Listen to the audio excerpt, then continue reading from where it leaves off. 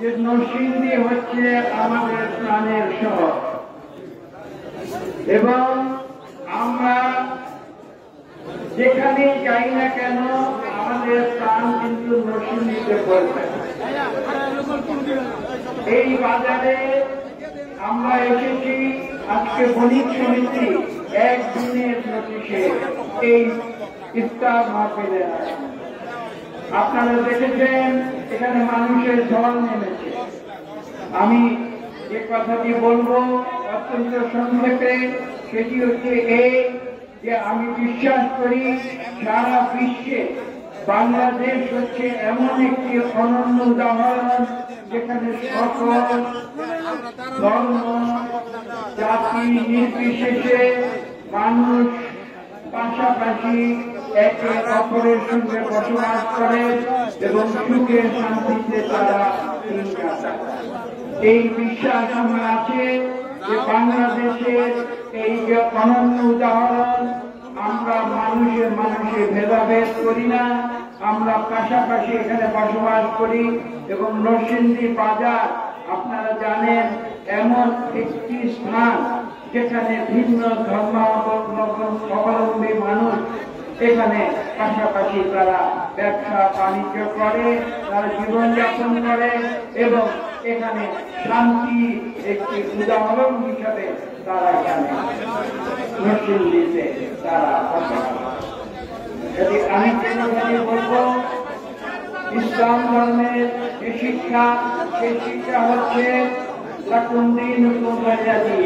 যার যার ধর্ম সে পালন করবে এবং আমরা ধৈর্য এবং সংযমের সহ আমরা একে অপরকে পাশাপাশি নিয়ে আমরা এই পৃথিবীতে আমরা অবস্থান করি। আমরা চাই যে বাংলাদেশ, নতুন যে বাংলাদেশ, যে ছাত্র জনতা তাদের জীবনের রক্তের বিনিময়ে সৃষ্টি করেছে, সেই নতুন বাংলাদেশের গণতন্ত্র ফিরে আসুক। এখানে একটি সুষ্ঠু নিরপেক্ষ নির্বাচনের মাধ্যমে বাংলাদেশের মানুষের 18 কোটি মানুষের মধ্যে 12 কোটি ভোটার তারা যাকে খুশি তাকে যেন ভোট দিতে পারে এবং মানুষের ইচ্ছা অনুযায়ী যারা সংখ্যাগরিষ্ঠ ভোট পাবে তারা যেন পরবর্তীতে এই দেশ পরিচালনার দায়িত্ব পায়, আমরা সেই কামনা করি। এখানে বলতে হয় যে আমরা একটি দীর্ঘ সংগ্রামের মাধ্যমে বাংলাদেশ থেকে স্বৈরাচারী আওয়ামী সরকারকে আমরা পালিয়ে যেতে বাধ্য করেছি।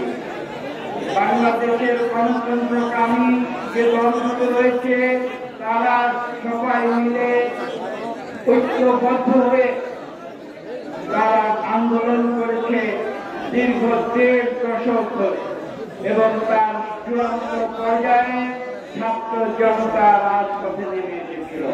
আমি আমার বক্তব্য শেষ করার আগে আমি প্রত্যেকটি উদাহরণ দেব।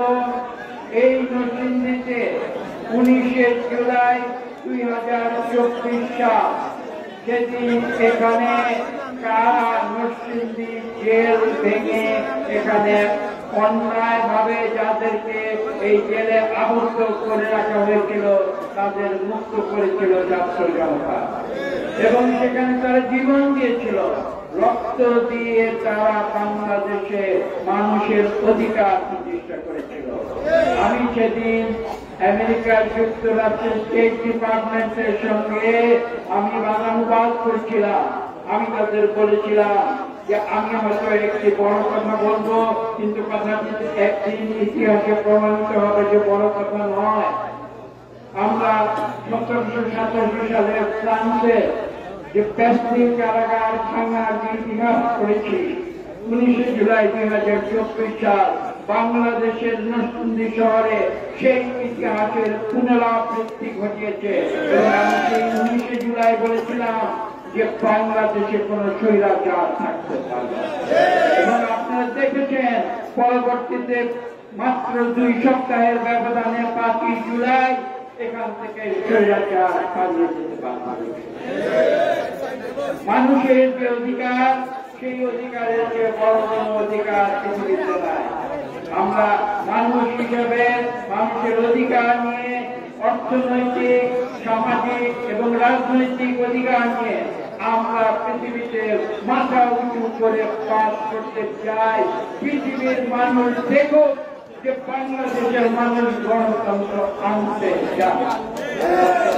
করব না, চিন্তার সময় হয়ে যাচ্ছে। এখন ভাষণ কিন্তু দোয়া করুন।